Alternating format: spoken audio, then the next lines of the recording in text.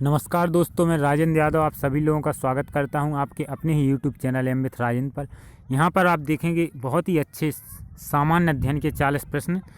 तो आप लोग लास्ट तक मेरे साथ बने रहें और देखें आपसे कि खुद कितने बनते हैं। और सभी प्रकार के प्रश्न हैं, कठिन भी, सरल भी, मॉडरेट भी, और इसके साथ साथ सभी सब्जेक्ट से भी हमने यहाँ पर प्रश्न लिए हैं। तो आप लोग ज़रूर इसको अंत तक सॉल्व करें। तो मैं बिना समय बर्बाद किए हुए स्टार्ट करता हूँ। पहला प्रश्न, एसेज शब्द किस खेल से संबंधित है? हॉकी, क्रिकेट, टेनिस या फुटबॉल? तो जो एसेज है फ्रेंड्स, वो क्रिकेट से संबंधित है। ऑस्ट्रेलिया और इंग्लैंड के बीच एक महत्वपूर्ण टेस्ट श्रृंखला होती है, टेस्ट मैच होते हैं, उसे हम एसेज बोलते हैं। और 100 साल से पहले से भी ये चली आ रही है। तो ऑस्ट्रेलिया और इंग्लैंड के बीच जो टेस्ट क्रिकेट की श्रृंखला होती है, 5 मैचों की श्रृंखला होती है, उसे हम एसेज बोलते हैं। ठीक है ना। दूसरा प्रश्न, नस्लीय भेदभाव के उन्मूलन के लिए अंतर्राष्ट्रीय दिवस कब मनाया जाता है? 21 मार्च, 30 मार्च, 28 जून या 5 जुलाई?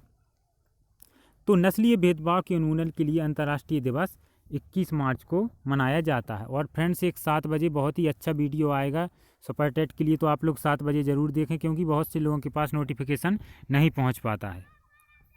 तो इसका शायद मैंने आंसर बता दिया, 21 मार्च। नेक्स्ट, तीसरा, हाल ही में चर्चित उपन्यास The Ministry of Utmost Happiness किसका है? ठीक है ना। तो ये बहुत ही फेमस उपन्यास है अभी का। तो आपको बताना है कि किसका है। अरुंधति राय, गिरिजा व्यास, किरण देसाई या अमिताभ घोष? तो ये उपन्यास है अरुंधति राय का।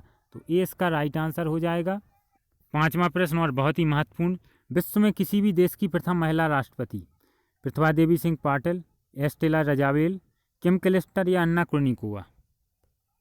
तो किसी भी देश में हो, लेकिन विश्व में सबसे पहले महिला राष्ट्रपति। तो राइट आंसर है एस्टेला रजावेल। ये शायद अर्जेंटीना की राष्ट्रपति थी।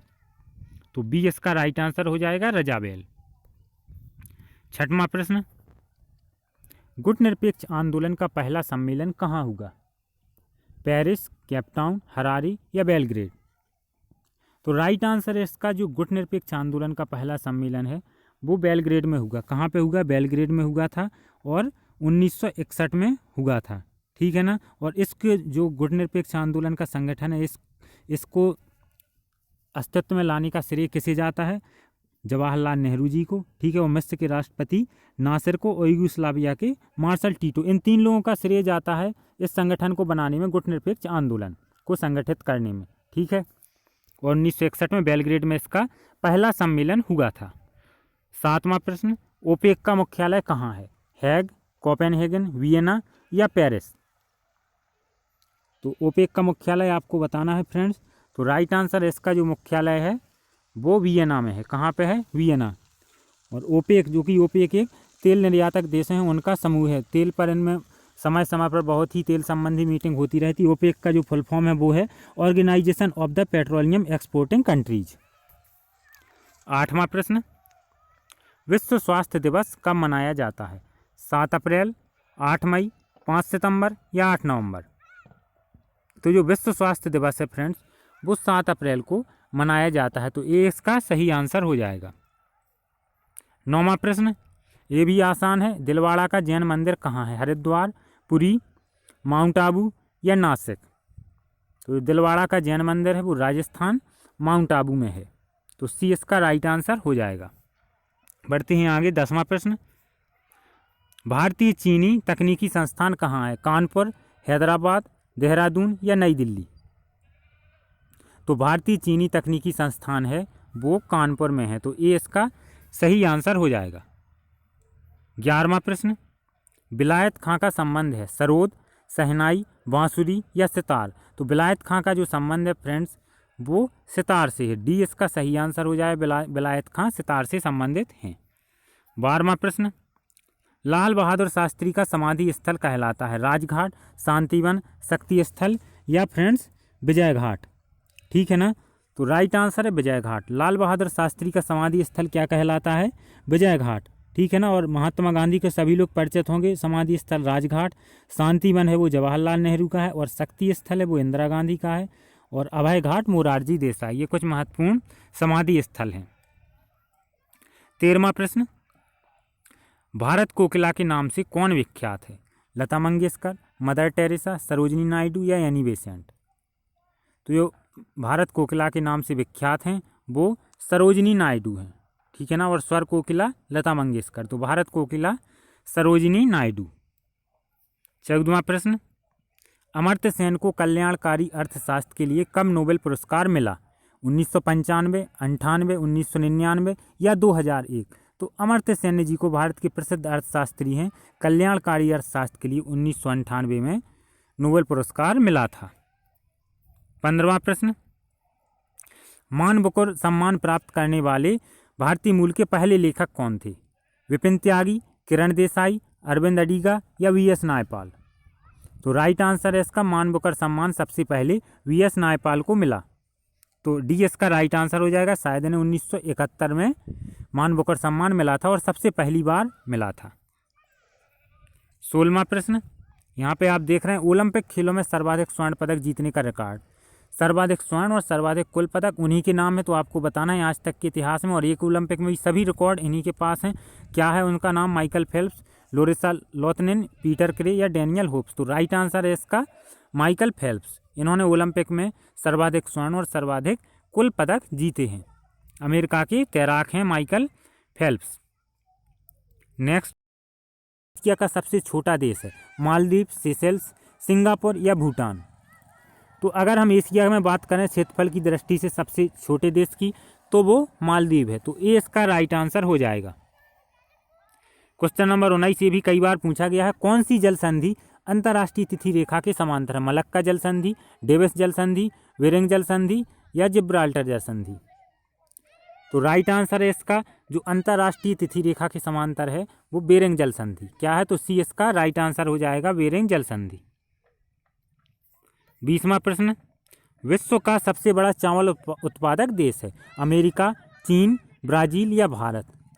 तो जो विश्व का सबसे बड़ा चावल उत्पादक देश है वो चीन है। तो बी इसका राइट आंसर है, चीन सबसे बड़ा चावल उत्पादक देश है। 21वां प्रश्न, निम्नलिखित में से कौन सा देश क्षेत्रफल की दृष्टि से भारत से छोटा? इस प्रकार के प्रश्न थोड़ा सा घुमाने वाले पूछ दिए जाते हैं, उसी में से एक प्रश्न है ये, तो आप थोड़ा संभल के आंसर दें, और अगर आपसे बनता है तो बहुत अच्छी बात है। कौन सा देश क्षेत्रफल की दृष्टि से भारत से छोटा है? जो 3 देश हैं उसका क्षेत्रफल भारत से ज़्यादा है और एक है उसका कम है। तो ब्राज़ील, ऑस्ट्रेलिया, अमेरिका, अर्जेंटीना, इनमें से भारत से कम क्षेत्रफल वाला देश कौन सा है? तो राइट आंसर है अर्जेंटीना। अर्जेंटीना का क्षेत्रफल भारत से कम है, जबकि अमेरिका है वो भारत से लगभग 3 गुना है क्षेत्रफल में। इंडिया का है 32,87,263, अमेरिका का 96 लाख के समथिंग है, लगभग 3 गुना। और जो ब्राज़ील है उसका भी इससे लगभग 2.5 गुना, ऑस्ट्रेलिया का भी ज़्यादा है। तो आप देख पा रहे हैं कि तीनों देश हैं भारत से ज़्यादा हैं।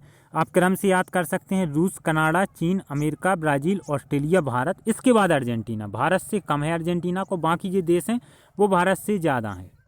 तो यहाँ पे आपको काफ़ी चीज़ें समझ में आई होंगी। 22वां प्रश्न, भारतीय अर्थव्यवस्था प्राथमिक क्षेत्र से तात्पर्य है? ये भी बहुत अच्छा प्रश्न है। प्राथमिक, द्वितीयक और तृतीयक क्षेत्र एग्जाम में पूछ लिए जाते हैं। तो भारतीय अर्थव्यवस्था प्राथमिक क्षेत्र से हमारा क्या तात्पर्य? कृषि से, विनिर्माण से या सेवा क्षेत्र से, या इनमें से कोई नहीं फ्रेंड्स? तो आप लोगों को बताना है। तो राइट आंसर है यहाँ पे, जैसा कि आप देख पा रहे हैं, अर्थव्यवस्था प्राथमिक क्षेत्र से तात्पर्य हमारा कृषि से, ठीक है ना। प्राथमिक क्षेत्र में क्या आता है? कृषि हो गया, मत्स्य क्षेत्र हो गया, वन क्षेत्र हो गया, और जो प्राकृतिक संसाधन है जितने भी ये खानों संबंधी, वो कहाँ क्या आते हैं? हमारे प्राथमिक क्षेत्र में आते हैं। इससे ही द्वितीयक क्षेत्र के लिए कच्चा माल मिलता है। प्राथमिक क्षेत्र से ही द्वितीयक क्षेत्र के विनिर्माण के लिए हमें क्या मिलता है? कच्चा माल। और अगर हम द्वितीयक क्षेत्र में सीधा पूछें तो द्वितीयक क्षेत्र में विनिर्माण आता है, ठीक है ना।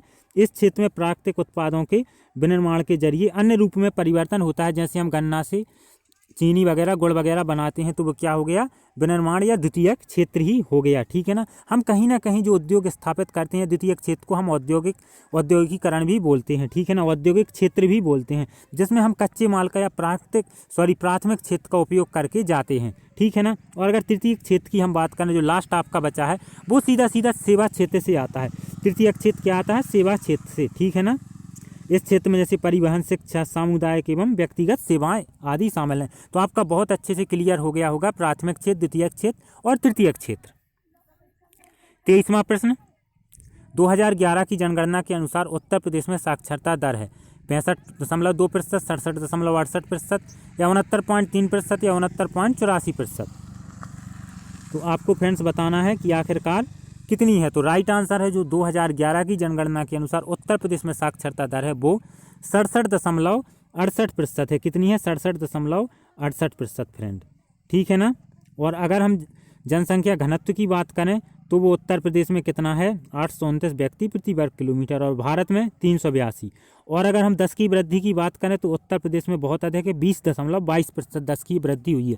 कितनी हुई है? 20.22%, जबकि भारत में 10 की वृद्धि जैसे पिछले वीडियो मैंने बताया था 17.7%। और अगर हम लिंगानुपात की बात करें तो 912 महिलाएं हैं 1000 पुरुषों पर। कितनी? 912। और जो पूरे देश में देखा जाए तो 943। तो यहाँ भी 31 पीछे चल रहे हैं और 10 की वृद्धि भी यहाँ पे ज़्यादा है, जनसंख्या घनत्व भी ज़्यादा है। तो ओवरऑल हम उत्तर प्रदेश को हर चीज़ में आके, साक्षरता से लेकर हर चीज़ में हम आके, जनसंख्या घनत्व में, जनसंख्या वृद्धि में और लिंगानुपात में, हर चीज़ में भारत से पीछे चल रहा है।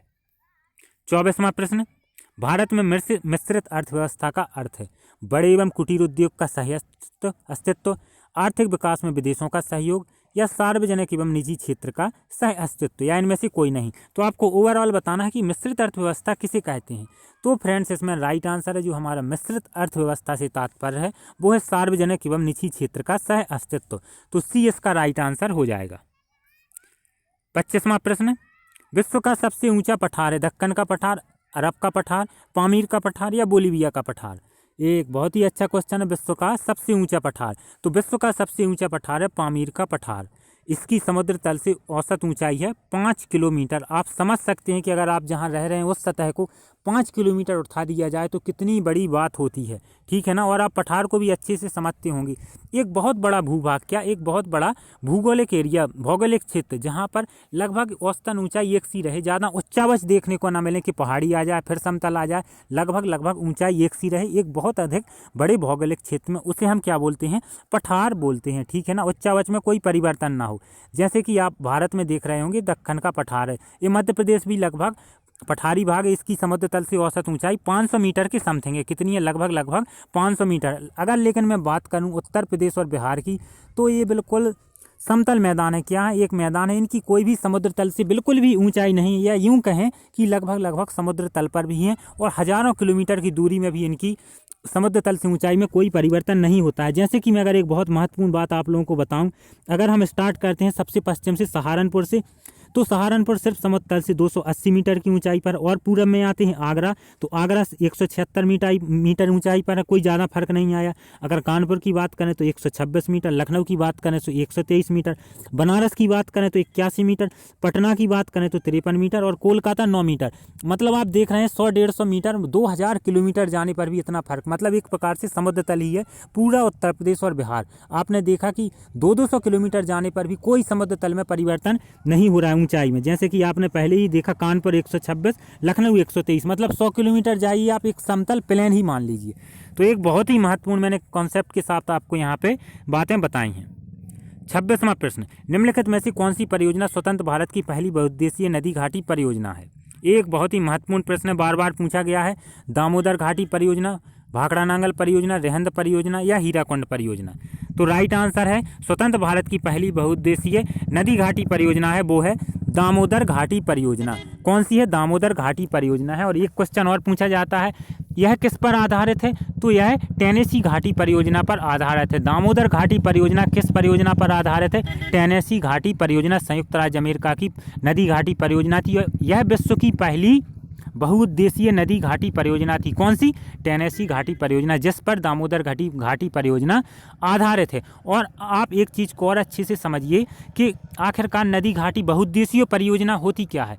आप इसको समझिए, कहीं पर भी अगर बाढ़ आ रही है, बहुत अधिक परेशानी हो रही है पानी से या नदियों से, अगर वहाँ पर हम ऐसी परियोजना को बनाएं, ऐसा बांध बनाएं कुछ जिसको हम विभिन्न रूपों में अच्छे कार्यों में यूज करें, उसे हम बहुउद्देशीय नदी घाटी परियोजना कहते हैं। जिससे हम उद्योगों के लिए पानी की आवश्यकता वो ले सकें, मत्स्य पालन में हम आगे बढ़ सकें, सिंचाई में भी इसका उपयोग कर सकें, जल विद्युत का भी निर्माण कर सकें। ऐसी करीब 10 चीज़ें होती हैं लगभग जो बहुउद्देशीय कई उद्देश्यों में फ़ायदा पहुंचाती हैं, उसे हम बहुउद्देशीय परियोजना कहते हैं। उन्हीं में से एक है आपकी दामोदर घाटी परियोजना। तो आप यहाँ पर भी बहुत अच्छे से समझ गए होंगे। निम्नलिखित में से कौन सा सही जोड़ा नहीं है? ये बहुत अच्छा प्रश्न है, आपको बताना है। एक गलत है, 3 सही है। इडुक्की परियोजना, पेरियार नदी, उकाई परियोजना, ताप्ती गुजरात, इंदिरा गांधी परियोजना सबसे लंबी नहर, या रेहंद परियोजना महानदी। तो इनमें से 3 सही हैं जो विकल्प हैं और बाकी एक गलत है। तो आप देख पा रहे हैं इडुक्की परियोजना पेरियार नदी पर ही, उकाई ताप्ती गुजरात में ही, और इंदिरा गांधी पर तो सबसे लंबी नहर है ही है। तो राइट आंसर है रेहंद बांध महानदी, रेहंद बांध रेहंद नदी पर ही है। तो रेहंद इसका डी राइट आंसर हो जाएगा। कूका आंदोलन किस प्रदेश में हुआ है? उत्तर प्रदेश, पंजाब, हरियाणा या बिहार? आप फ्रेंड्स देख पा रहे हैं कंटिन्यू में, बिल्कुल 15 मिनट से कंटिन्यू एक सांस में बोल रहा हूं। आप खुद समझ पा रहे होंगे कि कितनी मेहनत इसमें पड़ती है, और एक से एक मतलब बेहतरीन क्वेश्चन भी मैं यहाँ पे लाया हूँ। और इसीलिए बोल रहा हूँ कि आप लोग ज़्यादा से ज़्यादा इसे ज़रूर शेयर करें और लाइक करें, और 7 बजे का वीडियो आप लोग ज़रूर देखें। तो जैसा कि यहाँ पर कूका आंदोलन है, तो कूका आंदोलन है वो पंजाब में हुआ था, और इसके प्रवर्तक थे वो राम सिंह थे। तो बी इसका राइट आंसर हो जाएगा। 29वां प्रश्न, एक बहुत ही महत्वपूर्ण प्रश्न। चंद्रशेखर आज़ाद का जन्म और मृत्यु क्रमशः कहाँ हुए? भाभरा, अल्फ्रेड पार्क, मतलब भाभरा में जन्म, अल्फ्रेड पार्क में मृत्यु। इसी तरह आपके सभी ऑप्शन है, भाभरा या ग्वालियर, महू या अल्फ्रेड पार्क, सीतापुर या अल्फ्रेड पार्क। तो जो चंद्रशेखर आज़ाद का जन्म है वो भाभरा गांव में मध्य प्रदेश के अलीराजपुर जिले में हुआ था। कहाँ पर हुआ था? भाभरा, अलीराजपुर जिला, मध्य प्रदेश। और मृत्यु तो अल्फ्रेड पार्क, इलाहाबाद में, सभी को पता है। तो ये इसका राइट आंसर है। 30वां प्रश्न, करजन वायली की हत्या किसने की? भगत सिंह, सुखदेव, राजगुरु या मदनलाल ढींगरा? तो जो करजन वायली की हत्या है वो पंजाब के इंजीनियर थे मदनलाल ढींगरा, इन्होंने की थी। तो डी इसका राइट आंसर हो जाएगा। 31वां प्रश्न, निम्नलिखित में से कौन गरम दल के नेता हैं? बाल गंगाधर तिलक, अरविंद घोष, लाला लाजपत राय या ये सभी? आपको गरम दल के फ्रेंड्स नेता बताना है। तो बाल गंगाधर तिलक, अरविंद घोष, लाला लाजपत राय और बिपिन चंद्र पाल, ये सभी चारों हैं वो प्रसिद्ध गरम दल के नेता थे। तो राइट आंसर हो जाएगा ये सभी। और अगर बात यहाँ पे की जाए, कभी कभी नरम दल के पूछे जाते हैं, तो नरम दल के नेता कौन कौन थे? दादा भाई नौरोजी, सुरेंद्र नाथ बनर्जी और फिरोज शाह मेहता। तो ये 3 थे, बहुत ही महत्वपूर्ण नरम दल के नेता थे, और गरम दल की मैंने यहाँ पे पूछा है। 32वां प्रश्न, महात्मा गांधी को किसने अर्धनग्न फकीर कहा? तो ये सबसे बनता होगा Lord Irwin, Winston Churchill, Muhammad Ali या इनमें से कोई नहीं। तो महात्मा गांधी को अर्धनग्न फकीर कहा था विंस्टन चर्चिल ने। तो बी इसका राइट आंसर हो जाएगा। 33वां प्रश्न, काकोरी कांड कब हुआ? 9 अगस्त 1925, 12 अप्रैल 1925, 2 जून 1925 या 4 जुलाई 1925? तो जो काकोरी कांड हुआ था वो 9 अगस्त 1925 को हुआ था। 34वां प्रश्न, किस गुप्त शासक को कविराज कहा जाता है? श्रीगुप्त, चंद्रगुप्त, समुद्रगुप्त या स्कंदगुप्त? तो राइट आंसर है जो समुद्रगुप्त को कविराज की संज्ञा दी गई है, समुद्रगुप्त को कविराज कहा जाता है। 35वां प्रश्न, भारत में गुलाम वंश का संस्थापक कौन था? कुतुबुद्दीन ऐबक, इल्तुतमिश, बलबन या रजिया सुल्तान? तो भारत में गुलाम वंश के संस्थापक कुतुबुद्दीन ऐबक था। ये इसका राइट आंसर हो जाएगा। 36वां प्रश्न, निम्न में से किस विदेशी यात्री ने भारत द्वारा सबसे पहले किया? हेनसांग, मेगास्थनीज, इत्सिंग या फाहियान? तो राइट आंसर है मेगास्थनीज। मेगास्थनीज भारत सबसे पहले आया था। 37वां प्रश्न, किस राष्ट्रपति की मृत्यु कार्यकाल पूरा होने से पहले ही राष्ट्रपति पद के दौरान ही हो गई थी? ये प्रश्न पूछा गया है कई बार। राजेंद्र प्रसाद, शंकर दयाल शर्मा या जाकिर हुसैन या बीबी गिरी? तो राइट आंसर है जाकिर हुसैन। और ये प्रश्न और भी पूछा जाता है, भारत के प्रथम मुस्लिम राष्ट्रपति तो वो भी जाकिर हुसैन। 38वां प्रश्न, यदि किसी सामान्य विधेयक पर राज्यसभा और लोकसभा के बीच गतिरोध है तो उसका समाधान कौन करता है? राष्ट्रपति, उच्चतम न्यायालय, लोकसभा या संसद का संयुक्त सत्र? तो राइट आंसर है संसद का संयुक्त सत्र। ठीक है ना? अगर सामान्य विधेयक पर राज्यसभा और लोकसभा एक मत नहीं है तो संसद का संयुक्त सत्र बुलाया जाता है। 39वां प्रश्न, भारत के कल्याणकारी राज्य में का विचार पाया जाता है? ठीक है ना? भारत के कल्याणकारी राज्य में कौन सा विचार पाया जाता है? संविधान की प्रस्तावना में, सॉरी यहाँ पे थोड़ा सा मैंने गलत बोला है, भारत के कल्याणकारी राज्य का विचार कहाँ पाया जाता है? संविधान की प्रस्तावना में, मौलिक अधिकारों में, राज्य के नीति निर्देशक तत्वों में या ए और सी दोनों में?